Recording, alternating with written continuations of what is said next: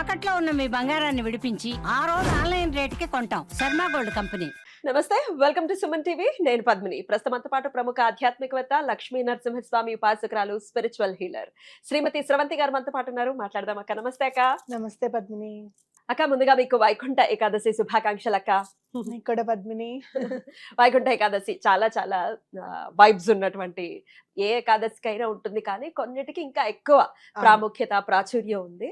అయితే ఈ వైకుంఠ ఏకాదశి సిగ్నిఫికెన్స్ ఏంటి, ఎట్లా యూటిలైజ్ చేసుకోవచ్చు, ఏమేం చేయాలి ఆ రోజు, అంటే ఖచ్చితంగా ఈవి మాత్రం పాటించి తీరాలి వైకుంఠ ఏకాదశి నాడు అనేవి, ఇవన్నీ ఒకసారి చెప్పండి. స్విచ్ వర్డ్ చెప్తారు ఏకాదశికి, అలాగే ఏ దీపారాధనలు చేసుకోవాలో చెప్తారు, ఎప్పుడు పారణ చేయాలో చెప్తారు అని చెప్పేస్తారు, కాబట్టి చెప్పండి. తప్పకుండా చెప్తాను పద్మిని. హ.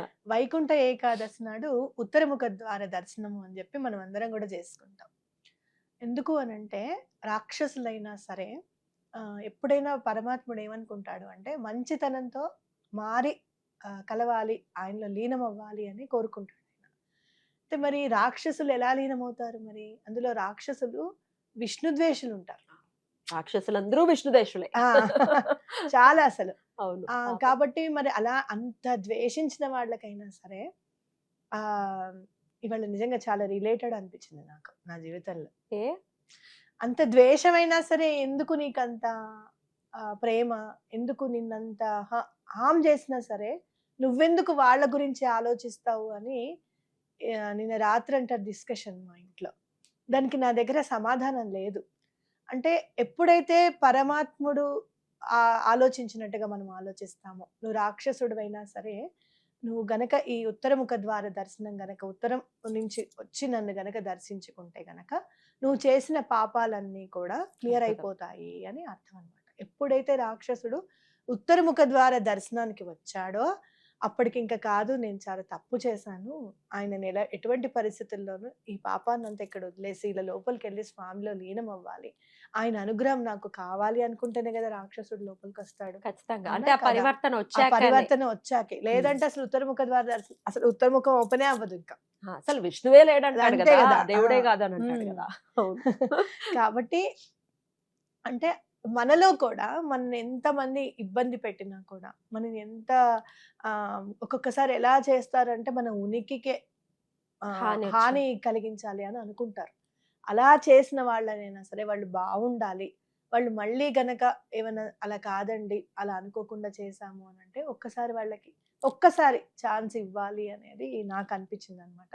నిన్ను అందుకే ఎంత నన్ను హామ్ చేసినా కూడా వాళ్ళు ఎలా బ్రతుకుతారు, అయ్యో నాకు ఇంత కోపం ఎందుకు వచ్చింది అనే క్వశ్చన్ మార్క్ నా మనసులో వచ్చింది అని చెప్పి ఖచ్చితంగా చెప్పుకోవచ్చు. పరమాత్ముడు ఎప్పుడు నా వెంటే ఉంటాడు, మన వెంటే ఉంటాడు అని చెప్తూ ఉంటాను కదా. మన ఆలోచనలు ఎలా ఉంటే పరమాత్ముడు అలా మనకి ఆన్సర్స్ ఇస్తాడు అని మనం చెప్పుకోవచ్చు. కాబట్టి ఉత్తరముఖ ద్వార దర్శనానికి చేసుకునేటప్పుడు మనలో ఉన్న రాక్షసత్వాన్ని, మన చుట్టూ ఉన్న రాక్షసులని, వాళ్ళలో పరివర్తన రావాలి, మాలో కూడా పరివర్తన రావాలి అని చెప్పి దండం పెట్టుకోవడం అనేది చాలా ఇంపార్టెంట్ అన్నమాట.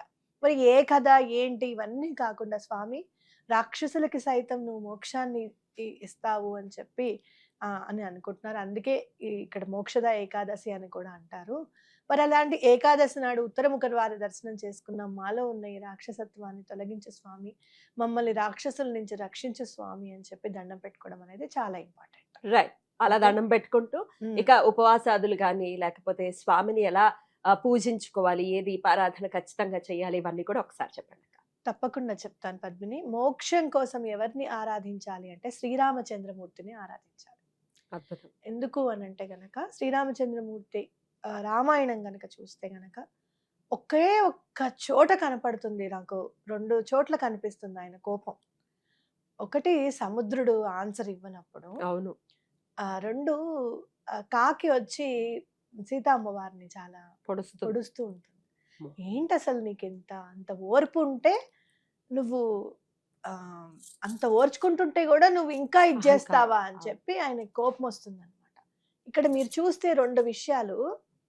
సీతామ్మవారి కోసం దారి ఇవ్వు, ఇంతమంది వెయిట్ చేస్తున్నారు నీ కోసం అని మాత్రమే సముద్రుడి మీద ఆయన కోపం వచ్చింది, ఆయన పని చేయడం లేదని కాదు. చదివితే రామాయణం చదివితే ఇంతమంది దారి కోసమే కదా, నీ అనుజ్ఞ కోసం కదా వెయిట్ చేస్తున్నారు, పర్మిషన్ కోసము. చూసినప్పుడు ఒక్కొక్కసారి ఆఫీసర్స్ ఏం చేస్తారు, కూర్చున్నప్పుడు ఉమ్. తలుపు తీస్తుంటే మనం కనపడుతూ ఉంటాం, లీలగా తెలుస్తుంది మనము అని. అయినా కూడా పట్టించుకోకపోతే ఒక 2 నిమిషాలు కూర్చుంటాం, మూడోసారి కలుస్తారా కలవరా అడగండి, మేము వచ్చామని చెప్పండి అని మనం గట్టిగా అంటాం చూసావా, అవును. అలాంటి కోపమే అక్కడ ఆయన. అర్థమైంది అంటే మిగతా వాళ్ళందరూ వెయిట్ చేస్తుంటే కనీసం పర్మిషన్ ఇస్తావో ఇవ్వవో తెలియకుండా వెయిట్ చేపిస్తున్నావు చూసావా, అది అని చెప్పి వస్తుంది కోపం. ఎంత అర్థవంతమైన కోపమో చూడదు. ఖచ్చితంగా. ఇంకోటి ఆవిడ్ని బాధ పెడుతూ ఉంటే అంత ఓర్పు సహనం ఉన్న వాళ్ళని ఇంకా బాధ పెడతావా అని చెప్పి వస్తుంది కోపం. అవునా అవును, కదా? అవును. అందుకని శ్రీరామచంద్రమూర్తిని పూజిస్తే ఏంటి అంటే విచక్షణ జ్ఞానం అనేది వస్తుంది. ధర్మం ఎంతవరకు, అసలు ధర్మం ఏంటి, ధర్మ సూక్ష్మం ఏంటి అనేది తెలుస్తుంది. మరి ఆయన ధర్మమూర్తి, ఆయన ఎలా బాణాన్ని సంధించాలనుకున్నాడు, ఉం. కేవలం గడ్డిపోచని తీసి ఎలా బాణాన్ని చేశాడు, అవును. ఇవన్నీ కూడా ఆయనను గనక మనం దృష్టిలో పెట్టుకొని చేస్తే అసలు ఎలా మనం దైనందిన జీవితంలో మనం ఎలా బ్రతకాలి, దేనికి ఇంపార్టెన్స్ ఇవ్వాలి, ఎవరిని క్షమించాలి అనేది మనకు అర్థమవుతుంది అనమాట. రైట్. కైకేయి వచ్చి మళ్ళీ రాజ్యానికి రా అని అంటే రాను అని ఎంత సున్నితంగా, అసలు నాకు అనిపిస్తుంది అంత సున్నితంగా కూడా కోపాన్ని వ్యక్తపరచచ్చా, అంత సున్నితంగా కూడా నో అని చెప్పచ్చా. ఇంగ్లీష్ లో ఒక మాట ఉంటుంది, నో అని చెప్పకుండా మే నాట్ బి అని అంటారు చూసావా? పర్యాయ పదం. అలా నాకు చాలా ఇష్టం. అలా అలా డైరెక్ట్ గా చెప్పకుండా ఎంత చక్కగా చెప్పారా అని అనిపిస్తుంది అనమాట. కాబట్టి దైనందిన జీవితంలో మనం ఎలా బ్రతకాలి అంటే శ్రీరామచంద్రమూర్తిని పూజించాలి. అలాగే మనకి అండ ఉంటుంది ఎవరిదన్నా అంటే ఆ ఆంజనేయ స్వామి అండ ఉండనే ఉంటుంది. అలాగే లక్ష్మీదేవి అండ సీతామ్మవారి రూపంలో ఉంటుంది. సుబ్రహ్మణ్యేశ్వర స్వామి అండ లక్ష్మణ స్వామి రూపంలో ఉంటుంది. ఇంకేం కావాలి మీకు? అన్నీ ఉన్నాయి. కాబట్టి అది అలవాటు చేసుకోవడము. ప్రత్యేకంగా శ్రీరామచంద్రమూర్తికి శ్రీరామరక్షా స్తోత్రం అనేది చదువుకోవడము, హనుమాన్ చాలీసా చదువుకోవడం అనేది చాలా ఆ ఇంపార్టెంట్ రోజు. ఆ రోజు. అలాగే విష్ణు సహస్రనామం చదువుకుంటే కూడా చాలా మంచిది. Okay. ఎవరైనా విష్ణు సహస్రనామం మొదలు పెట్టాలి అని అనుకుంటే గనక ఈ రోజు చాలా మంచిది అనమాట. విష్ణు సహస్రనామం చదవండి అన్న పాయింట్ వచ్చినప్పుడు ఒక కమెంట్ చదివాను. విష్ణు సహస్రనామం అంత పెద్దగా ఉంటుంది, ఎవరు చదవగలరు అని ఒకళ్ళు కమెంట్ పెట్టారు తెలుసా? నాకు 10 to 12 minutes పడుతుంది. ఆ. స్పీడ్ గా చదివితే 8 minutes లో అయిపోతుంది. అంటే ఎందుకు చెప్తున్నాను అని అంటే విష్ణు సహస్రనామం చదవాలి అని అంటే చాలా కష్టం అని చెప్పి చెప్పారు నాకు. లలిత అమ్మవారిది ఈజీ అని చెప్పారు. నాకు అనిపించింది రెండు ఈజీనే అనిపించింది. ఎందుకు చదవాలి అంటే అందుకే మాతృభాష నేర్చుకోవాలి. మీరు మాతృభాష ఎప్పుడైతే నేర్చుకుంటారో ఏది కష్టం అనిపించదు. అసలు భాష గురించి కాదు అక్కడ, అంత పెద్దది ఎవడు చదువుతాడు అని నేను పెట్టారు. చెప్పేది అదే, అంత పెద్దది అని అన్నప్పుడు మాతృభాష మీద పట్టొస్తే 15 నిమిషాల్లో అయిపోతుంది. ఉన్న 24 గంటల్లో 15 నిమిషాల కోసం భగవంతుడికి కేటాయించలేకపోతే నిజంగా మీరు అంత బిజీ ఉంటే కనుక అంతే బిజీ ఉండాలని కూడా నేను కోరుకుంటున్నాను. మీకు నమస్కారం అని నేనైతే చెప్తా. ఆశ్చర్యం అనిపించింది. సరే, what ever it is, Vishnu Sahasranamam Vishnu Sahasranamam చదవాలి. ఇంకోటి విష్ణు సహస్రనామం చదవకూడదు, చాలా నిష్ట ఉండాలి, ఇట్లాంటివి కాదు. చక్కగా ఉతికిన బట్టలు వేసుకుందామా, లేదా సాయంత్రం మోంకాలు చేతులు కడుక్కుందామా, బట్టలు మార్చుకుందామా, ఇది ఉంటే చాలు. విష్ణు సహస్రనామంకి చదివిన తర్వాత లక్ష్మీ అష్టోత్తరం తప్పకుండా చదువుకోవాలి. అదర్వైజ్ ఏదైనా స్విచ్ వర్డ్ చెప్తారా? తప్పకుండా చెప్తాను. ఓం ఆపదామప హర్తారాం. అద్భుతం. ఆపదామహర్తారం. ఆపదామప హర్తారం. ఆపదామప హర్తారం. మీరు ఓం అని అనుకోవచ్చు, లేదంటే ఆపదామప హర్తారం అని కూడా అనుకోవచ్చు. ఆపదామప హర్తారం రామం అని అనుకుంటే చాలా మంచిది. అద్భుతం అక్క, చాలా చక్కగా తెలియజేశారు. అయితే ఆ రోజు ఉపవాసం ఉన్న వారికి పారణ సమయం ఎప్పుడు? ఈసారి మధ్యాహ్నానికి వచ్చింది 1:30 నుంచి 3:30, 1:30 to 3:30, కరెక్ట్ గా లంచ్ టైం. బాధ వస్తుంది ఒక్కోసారి 7 లోపల, అంటే వంట ఎప్పుడు చేసుకోవాలి, ఎప్పుడు తినాలి అని భయం అనిపిస్తుంది ఒక్కోసారి. ఇలా మధ్యాహ్నం అయితే ఇంకా పొద్దున్న స్నానం చేసిన దగ్గర నుంచి కడుపులో స్వామి అడుగుతూ ఉంటారు అనుకోండి, ఆత్మారాముడు ఏమైందమ్మా ఎక్కడున్నావు అని చెప్పి. కాకపోతే ఎలాగో అలాగా ఓర్చుకోవడము. అలాగే ముందు ఎవరికైనా కాస్త పళ్ళు ఏవో ఒకటి దానం ఇవ్వడం. మీకు కుదరలేదు అనుకోండి, ఇంట్లో వర్క్ చేస్తారు కదా, వాళ్ళకి కూడా ఇవ్వచ్చు చక్కగా. లేదండి ఈ మధ్య వేడివేడిగా వండుకుంటామమ్మా మేము కూడా అంటున్నారు, అప్పుడు ఇంత బియ్యమును ఇంత పెసరపప్పు ఇవ్వండి, చక్కగా వాళ్ళే వండుకుంటారు, దానం చేసినట్టు అవుతుంది. అద్భుతం, చాలా బ్యూటిఫుల్ గా ఎక్స్ప్లెయిన్ చేశారు. దీపాలు కూడా ఎన్ని దీపాలు పెట్టమంటారు? 11 దీపాలు పెట్టడం చాలా మంచిది. అందులో ఈసారి మార్గశిర మాసం వచ్చే ఏకాదశి కాబట్టి మీరు 11 పిండి దీపాలు పెడితే చాలా బాగా కలిసి వస్తుంది. ఇక్కడ ఇంకొక క్లారిఫికేషన్ ఇచ్చేద్దాం. మీరు మార్గశిరం అంటున్నారు, ధనుర్మాసం అంటున్నారు ఏంటి అని. అవును. మొన్న నేను కూడా నేను చదివాను. కూడా చదివాను అది. ఒకసారి ఆ. చెప్పండి. మార్గశిర మాసం ఏంటంటే చంద్రమానం ప్రకారం వచ్చేదంటే మృగశిర నక్షత్రం దగ్గర ఉంటున్నాడు కాబట్టి చంద్రుడు మన మార్గశిర మాసం అని అనుకుంటాం. పౌర్ణమి రోజు పౌర్ణమి మృగశిర రోజు. ఉంటుంది ఆ. ఇంచుమించుగా. ధనుర్మాసం అంటే ఏంటి అని అంటే అది సన్ సైన్స్ అన్నమాట. అంటే సూర్యుడు ప్రతి దాంట్లోకి సూర్యుడు ఒక్కొక్క రాశిలోకి మారుతూ ఉంటాడు అనమాట. మకర రాశి వచ్చినప్పుడు మకర సంక్రాంతి అని అంటాం. అట్లా ఒక్కొక్క నెలలో ఒక్కొక్క రాశిలోకి మారుతాడు కాబట్టి సూర్యుడు మారే రాశిని బట్టి ఈ మాసాలు ఉంటాయి అన్నమాట. అందుకని ఇక్కడ ధనస్సు రాశిలోకి ఎంటర్ అవుతాడు కాబట్టి ఇది ధనుర్మాసము అని అంటారు. ఈ ధనుర్మాసం రోజు ఎటువంటి పరిస్థితుల్లోనూ ఇంట్లో శుభకార్యం అనేది ఏదైనా జరగాలి అని అంటే కేవలం స్వామికి సంబంధించింది మాత్రమే జరగాలి. ఇంకా అసలు పెళ్లిళ్ళు, మన గోలలు, మన ఎంగేజ్మెంట్లు ఇవన్నీ ఏమి ఉండవు. ఉండకూడదు. ఇలాగ కేవలం శుభకార్యం కూడా పొద్దున వచ్చింది లేవడం, స్నానం చేయడం, ఆ విష్ణుమూర్తికి దండం పెట్టుకోవడం అంతే. మీరు ఎలాంటిది వస్తుందో తెలుసా? ఆ. ఈ ధనుర్మాసం కనుక పూజ చేసుకుంటే మామూలు మనిషి అయిన గోదాదేవి సీతగా మళ్ళీ సీత ఎలా పుట్టిందో తెలియదు మనకి, అలానే దొరుకుతుంది ఆయనకి.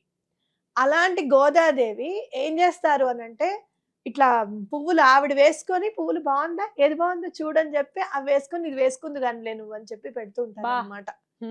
ఓకే, అదేంటమ్మా అంత పని చేసావు నువ్వు వేసుకున్నావు పెడుతున్నావు అని తండ్రి చాలా బాధపడతాడు. అలాంటిది నా భర్త ఆయన అనుకున్నాను అని చెప్తే ఆయన భర్త అవ్వడం ఏంటమ్మా అని అంటే ఆ గోదాదేవిని ఆయన పెళ్లి చేసుకుంటాడు. అంటే ఏంటి ఇది అంటే కదా భక్తి. భగవంతుడు అనేవాడు అంటే భక్తిని, ఎలాంటి భక్తిని ఇస్తాడు, భక్తి అంటే ఎలా మమేకమైపోతాడు మనతో అంటే మనం ఏది అడిగితే అది చేస్తాడు అంతే. ఒక్కటే రాతలో రాయించుకొని రావాలి అనేది ఒకటి ఉంటుంది, కానీ ఆ రాతని కూడా మార్చే విధంగా భగవంతుడు మన భక్తిని ఇవ్వాలని మనం కోరుకో. అద్భుతం. అది వివరణ ధనుర్మాసానికి. అలాగే మార్గశిర మాసమే దీన్ని ధనుర్మాసం అని కూడా పిలుస్తారు. ఓకే, క్లారిటీ వచ్చేసింది కదా. అత్యద్భుతంగా ధనుర్మాసంలో నువ్వు అరుణాచలంలో ఇక్కడ ఒకటి ఉండబోతుంది. గమనించాలి, నేను ఆల్మోస్ట్ ఎప్పుడు కెమెరా మామూలుగా తగిలితే కూడా దండం పెట్టుకుంటా. I feel it's very powerful. And lenses కూడా మన లెన్స్ కంటే చాలా పెద్ద లెన్స్ కదా, సో అంతర్ముఖంగా ఏదైనా చూడగలుగుతుంది కెమెరా అంటే నెక్స్ట్ గాడ్ అని నేను అనుకుంటా. ఆ భగవంతుడి గురించి చెప్పినప్పుడు చాలా సేపు కెమెరా చూసి మాట్లాడింది ఇదే ఇదే ఫస్ట్. First time. నన్ను చూడట్లేదు మీరు, నేను మిమ్మల్ని చూసా. సరే వాళ్ళతో మాట్లాడుతున్నారు కదా అని నేను నాకు ఎందుకునో అంటే భగవంతుడు ఎదురుగుండా కూర్చుని మాట్లాడుతున్నట్టే అనిపించింది అనమాట. అది బ్యూటిఫుల్. చాలా చాలా సంతోషం. సో మనం ఈ ధనుర్మాసంలో అరుణాచలంలో ఉండబోతున్నాము. అవును. Are you happy, or excited? Excited because of Padmini. ఏ అన్ని క్రెడిట్స్ అన్ని పద్మినికే ఓన్లీ. కానీ మీ అందరి తరపున కూడా మేము నమస్కారం తెలియజేస్తాం స్వామికి. మాకు క్రెడిట్ ఇవ్వాలంటే మాత్రం వ్యూస్ రూపంలోనే ఇవ్వాలి. కరెక్ట్. నాకు ఇవ్వాలంటే మీకు ఎప్పుడూ ఉంటాయి. రైట్ అక్క, thank you so very much. నమస్తే అక్క. నమస్తే.